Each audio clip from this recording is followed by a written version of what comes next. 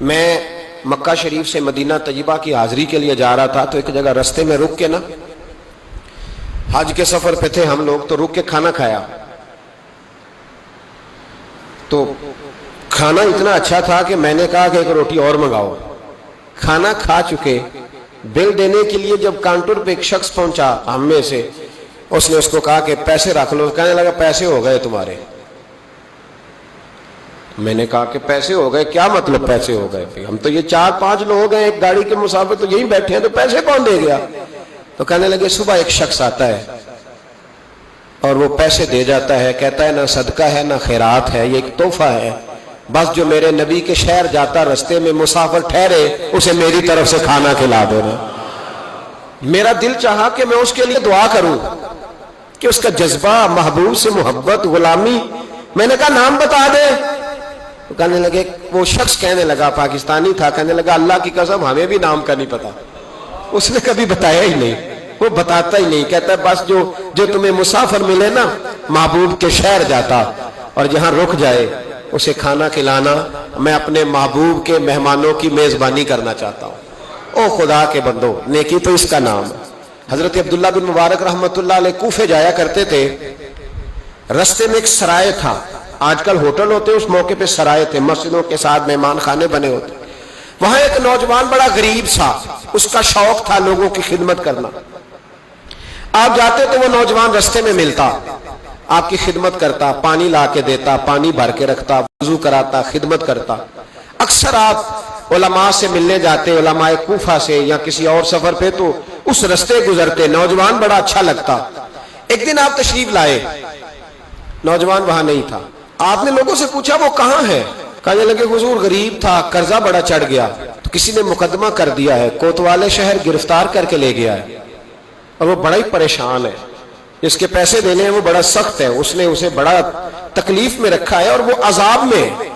وہ نوجوان کہتے ہیں کہ میں سخت کرب میں تھا، رشتہ دار، دوست، احباب، تال سب کو میں نے پیغام دیے، لیکن کوئی میری مدد کو نہ پہنچا، ساری عمر ہی آٹا گد ہے، میں لکھاں کیتے نہیں پیڑے، اب وقت آیا ہی تے محمد بخشا، کوئی نہیں ہو بیٹھا نیڑے۔ فرماتے میں شدید تکلیف میں تھا، کوئی میرا پرسان حال نہ تھا۔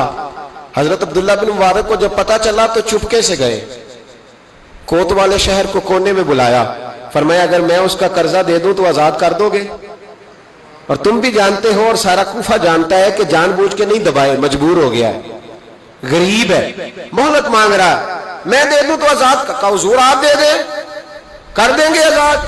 کہتے پیسے دیے اور دے کے کہنے لگے ایک وعدہ کر، میری زندگی میں کسی کو بتائے گا تو نہیں کہ میں نے دیے؟ کوتوال کہنے لگا حضور زمانہ حیا کرتا ہے تو میں بھی کروں گا نہیں۔ اب اس میں اختلافی چیزیں بھی اس واقعے میں بزرگوں نے لکھی ہیں۔ حضرت عبداللہ بن مبارک رحمت اللہ نے پیسے چکائے، خود سفر پہ چلے گئے، کوتوالے شہر نے آزاد کیا۔ کہا کس نے دیے؟ کہا کوئی نیک تھا جو دے گیا۔ وہ شخص بڑا خوش ہوا، دعائیں دینے لگا، کہتا میں ڈھونڈنے لگا میرا محسن مجھے مل جائے، وہ ملے نہ کبھی مجھے، اس کے ہاتھ چوموں، اس کے پیر چوموں، میں اس کی نوکری کروں، میں تو غلام بے دام بن گیا، کوئی آیا چھڑا کے چلا گیا۔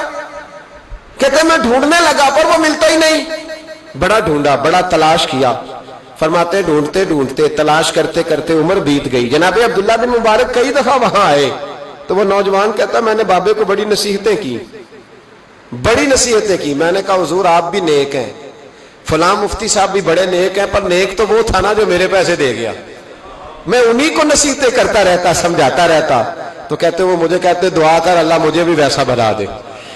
عمر بیت گئی، زمانے گزر گئے، میں ڈھونڈتا رہا، میں اپنی نمازوں میں اسے دعائیں دیتا رہا، میں اپنے افطار میں اسے دعائیں دیتا رہا، میں حج و عمرے میں دعائیں دیتا رہا۔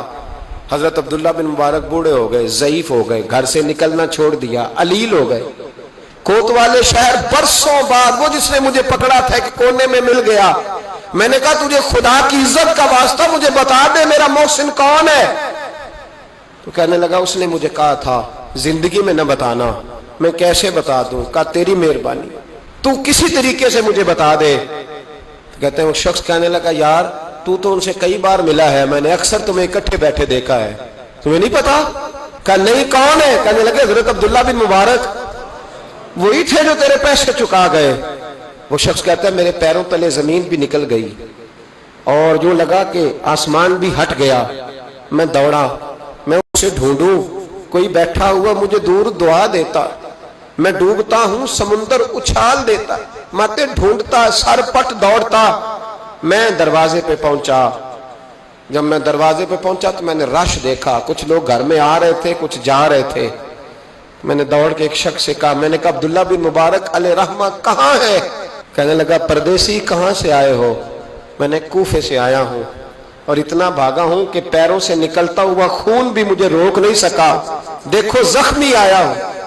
تو کہنے لگے بس تو 3 گھنٹے لیٹ ہوا ہے, بس 3 گھنٹے.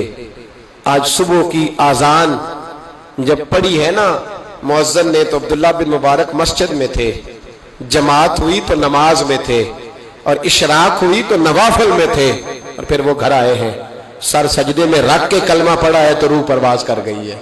آج ہی وہ شخص کہتا ہے میں دوڑ کے گیا اور میں قدموں میں بیٹھا. میں غریب تھا, غریب کا بیٹا, غریب کا پوتا, غریب کا بھائی, غریب تھا. میں نے پیروں میں سر رکھ کے کہا بابا جی مجھے نمازوں کا تو نہیں پتا, آج کتنے آپ کے میں نہیں جانتا, کتنے شاگرد مرید تیار کیے میں نہیں جانتا, اور میں اللہ کی عزت کی قسم کھا کے کہتا ہوں کہ مجھے امید ہے جو آپ نے میرے ساتھ کیا ہے نا, میرا رب صرف اسی کی برکت سے آپ کو جنت کے اعلیٰ مرتبے عطا کر دے گا. مجھے امید کامل ہے کہ اسی کی برکت سے اللہ جنت دے گا, پر شرط یہ ہے کہ تیری نیکی چھپی ہوئی ہو.